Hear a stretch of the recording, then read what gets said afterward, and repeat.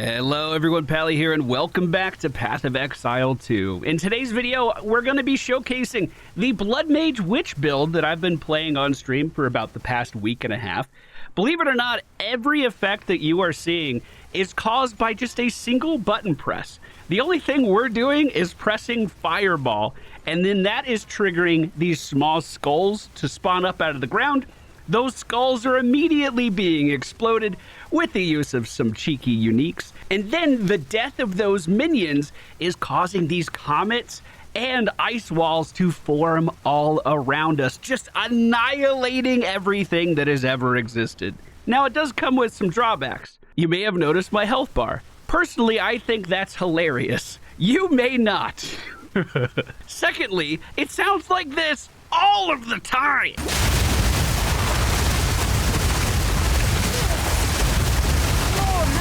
You might be wondering what bosses look like with this build. Well, most arenas are actually pretty small and compact. It can be a little awkward getting your frost walls next to the boss for a prolonged period of time, but man, if they get into the wrong spot, it's just over. And just in case you're wondering where my character is at in their journey, I'm level 83 right now, and I have cleared through tier 11 maps. I've done maps higher than that. I'm just on the Atlas quest right now. I have several characters that have completed the campaign, but this is the furthest I have gotten into the late game. And I have no signs of slowing down whatsoever. I think we're going to be clearing tier 15 maps, no problem. Now, believe it or not, all of the footage you've seen so far is me playing the nerfed version of this build. Now, I don't mean that GGG nerfed anything in our setup, because they didn't do that to my knowledge. What I mean is I actually had to take gems out of our setup because I was spawning too many things. We were causing the server to make too many calculations. I was dying on tier 1 maps because I was disconnecting from the game for over a minute at a time, and some enemy that I didn't even know existed would scurry in from another screen and just take me down while I was in this weird limbo state. We are simply causing too many effects to happen. GGG, you need to fix your servers. I want to play the build this way. Let me play it. Now, if you have a death wish... I'll give you the setup for all of this. Don't you worry. If you want to rein it back and play it without disconnects, I'm going to tell you how to do that too. Thank you guys so much for being here. Hope you enjoyed today's video. If you do, hit that thumbs up button, and let's get into the meat of today's topic. If you're interested in playing along at home, you are going to need to pick up the Fireflower Solar Amulet. It has a minimum requirement of level 52, and at the time of this recording, cost 1 divine for me to pick up to showcase this. However, I am also using the Snake Pit Ring for another divine for a very specific purpose. Other than that, my gear was pretty cheap. The investment was not too bad here at all. And I'm going to very quickly mouse over the rest of my gear so you guys can see exactly what I've been pushing through this content with. Like I said, I'm clearing tier 11 maps for my quest right now. I've cleared 12s, 13s, 14s, and it was no problem at all. And I don't even have my resistances capped yet. We're just a little off in just about every category. I can nitpick my gear all day, though. Here's how the build works. We cast Fireball. Fireball by itself is a single projectile, and when it collides with terrain, it splits off into smaller projectiles. We're able to summon all those little skulls by concentrating on raging spirits and reserving 30 of our maximum spirit. Now, each of the projectiles that Fireball creates will also create a small pet of ours that will attack our enemies. Frostwall is not something we're ever going to have to cast manually. It's baked into the cast sequence. However, it is important that you know how our spells interact with this. So Fireball basically just treats Frostwall as terrain. It's the same as if I'm just shooting this building over here. However, there's a really cool interaction when we equip the Snake Pit Pearl Ring, specifically in our left ring slot. By doing that, we enable our spells to fork. And it's not just the initial projectile that we send out, it's every single one that we send out. So we can get bounces in between each of these ice spikes that's going to be spawning minions. So if we add even more projectiles to our Fireball with Scattershot and Unleash, we get even more ricochets and even more pets. That's pretty cool and all, but Summon Raging Skulls does not contribute to cast on minion death buildup by default. Well, this is how we get around that.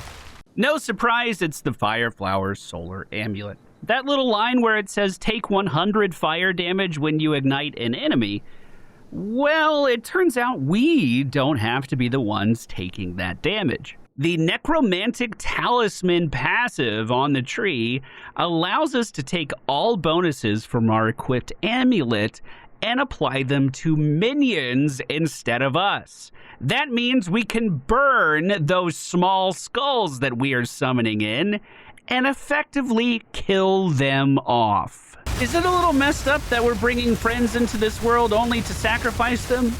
Yes. Yes, it is. Do you have any other questions? Let me know down in the comments. If you're still watching this video, make sure you listen closely to this part. There is some nuance here with your gear that you're definitely going to want to pay attention to. Now, on our Solar Amulet, you may have noticed I only have +1 level to fire skills. In fact, fire skills is not something that I'm focusing on at all anywhere in our build. And the reason for that is we specifically want these Raging Spirits to be low level. We want them to be weak. I have not upgraded this. This is a level 4 gem. And the reason for that is because if we upgrade them, they get more health. We're trying to blow up as many of our friends as possible to fuel our cast on minion death sequence. So the faster they die, the better our life will be. In that same kind of vein, make sure you don't pick up any items that might increase your pet's all resist or anything that just don't make them more durable. We're thinking about Fireball in kind of the same line as well. This is only a level 11 skill gem. I'm using the baseline Fireball here. It has not been upgraded. However, I have upgraded the Frost Walls. They have quite a lot of HP now, and the idea is these Frost Walls can take a beating, and more of our projectiles can fork around in there, spawning even more pets. If my Fireball was killing these Frost Walls, I'd be generating way less pets because we'd be bouncing around way fewer projectiles. Once you bring it all together, this is what our skill gems are looking like. Level 9 Fireball, not upgraded. First available to our character at level 31. We then upgrade it with Scattershot and Unleash. I personally go for Arcane Tempo after that. If you want to risk disconnecting and want the maximum number of projectiles possible... God, I'm lagging out in the hideout. If you want the most number of projectiles possible, this is the way to do it. We also amp this up a little bit more in our passive tree as well. I do not run wild shards anymore because I like to get XP and not waste my time. But oh my god, is it impressive. If they ever make the service more stable and able to calculate this shit, it would be so fun to run all the time. Raging Spirits are actually made quite a lot more volatile with our gym setup. First of all, we have minion instability. They explode when they reach low life. Well, to help them get there, they're taking 20% of their maximum life as fire damage per second, plus what I'm igniting them with every time I attack an enemy. And then they take 20% more damage. We are setting our Raging Spirits up for failure, which sets us up for success. Our two cast on minion death sequences are, first of all, Frost Wall with the Elemental Focus and Spell Cascade support. Then we are running cast on minion death with Comet as well, and supporting that with Spell Echo, Life Tap, and Inspiration. The specific reasons for Life Tap is because I was running out of mana like crazy. Because we are a Blood Mage, we can take advantage of the Sanguimancy, which basically causes us to spawn regen globes in front of us all the time and kind of get our health back. We can spawn these if we critically hit as well, which is why we have a lot of crit in our build that I'll be showing you soon. We also get 10% of our spell damage back as life, which means as all of our fireballs and comments are going out and dealing damage to enemies, we are healing back up from that damage partially, which means we have a little bit more room to actually fund the use of our spells with our life. And because we're rapid firing these comments, you may notice sometimes like we just call down like 15 of them at a time. And it's because we're hitting an enemy, getting health back, and then sacrificing more of this health to cause more comets to hit an enemy, and then that gives us more health back to then sacrifice again. It's super fun to actually watch in action. Both of these casts on Minion Death Gems are going to require 60 spirit, and I still don't have enough because we are using Grim Feast as well. Specifically with the Cannibalism Gem, which is helping us sustain our HP. I would love to get Vitality in this. I would love to get Clarity in this. I just don't have the spirit for it right now. Yes, I do technically have another button in the build. It is Hypothermia. I, however, really never even press this. Is it useful versus bosses? Sure. It's going to make it so you strip away some of their cold resistance, and you can deal more damage with your big spells. I have supported this with Impending Doom, Heightened Curse, and Hex Bloom. Hex Bloom is if I would actually use it versus minions. I never press this button at all. Now, of course, we have a little room. We could add some more spells to the build if we really wanted to. We could add some more buttons to press, but I think there's something so beautifully elegant about it all just being tied to Fireball. I think that's so nice. I think that's so cool. I do want to give a quick shout out to the YouTuber KY Path of Exile. I first saw their content on this topic of creating this cast on Minion Death sequence, and they did a phenomenal job of backing up all of their information with great math. I was effing around, I was finding out, I was barking up this tree, but the knowledge they provided me was so invaluable. I'm going to link their video down in the video description. I do end up going about my passives a little differently than them, and this seems like a great segue to go to my passive screen, which is start on the northern side of the passive tree. From there, I went for Pure Energy as well as Dampening Shield to increase our energy shield. Then grabbed Critical Overload, increasing our critical hit chance and our damage if we've crit recently. I need as much mana regen as I can get, so Arcane Blossom is going to be a great pickup for us. I also recently slotted into Refocus for more mana regeneration and energy shield recovery rate. If I'm caught without energy shield, I'm likely dead. It just helps us keep it up faster. To the west of that, we also picked up the Necromantic Talisman. This is the very important passive that we already spoke about earlier in the build, and the very reason that the Fireflower Solar Amulet is a required unique. The build will not work without these two components. I did pick up Mind Over Matter, which is all damage is taken from mana before life. Now, unfortunately, this does mean we have that 50% less mana recovery that I'm currently trying to fight. However, because we're constantly sacrificing our HP and then getting it back really quickly, there are windows where we're going to be critically low on health.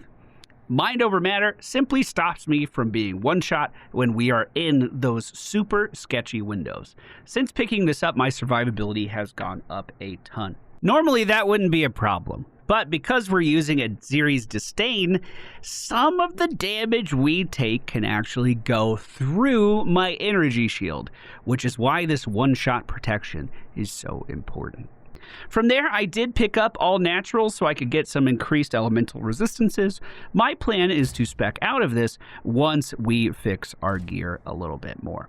If we start to take a look at the right side of the tree, I made my way over here to conservative casting. Not only is that mana regeneration rate important, as we've already talked about, but the reduced skill cost is incredibly valuable, especially because we are using Life Tap and casting Comet with our HP.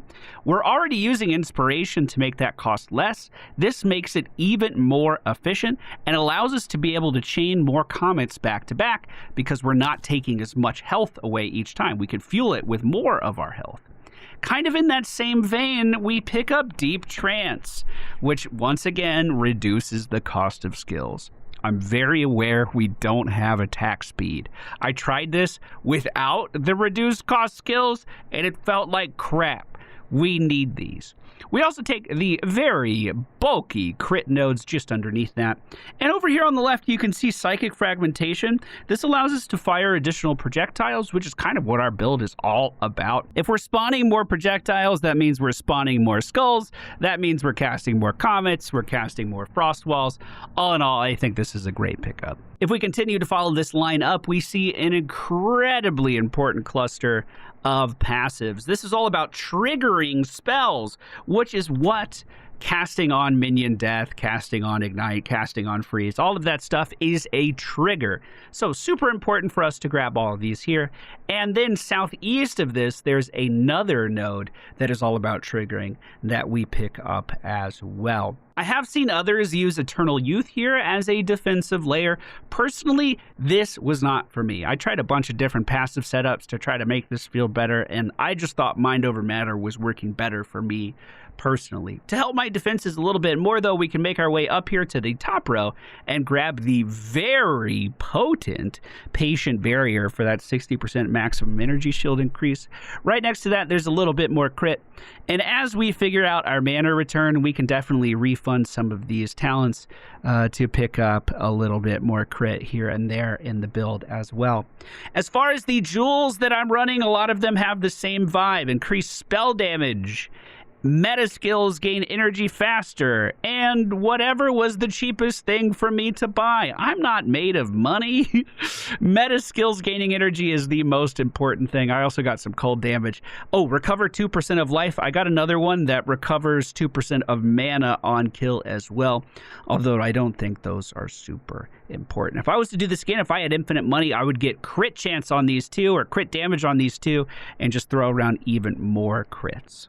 As I'm getting higher and higher in level 2, these jewel sockets are becoming even more appealing, though. I could easily see myself taking these points out, grabbing a jewel socket there, grabbing this one. Once we get rid of these resistances, grabbing more sockets over here. They just pack such a punch. Like, that energy gain, I can't get that anywhere else. This is so valuable. In a perfect world, I'd be grabbing extra crit chance in here too. If I have a higher crit chance, that means I'm spawning more health globes. And once I complete my next 2 ascendancy quests, we're going to be getting quite a lot of crit too. This Sunder the Flesh base critical hit chance for spells is 15%. I think baseline is 7 by default. So quite a big increase for us. We're just going to be spawning stuff all over the place. It should be pretty fun. That's going to be it for our first look at this build. However, I am dedicated to continue to push this to its limits. I think we'll have no problem getting to the end of the Atlas quest. Maybe we can even take down some of the bosses.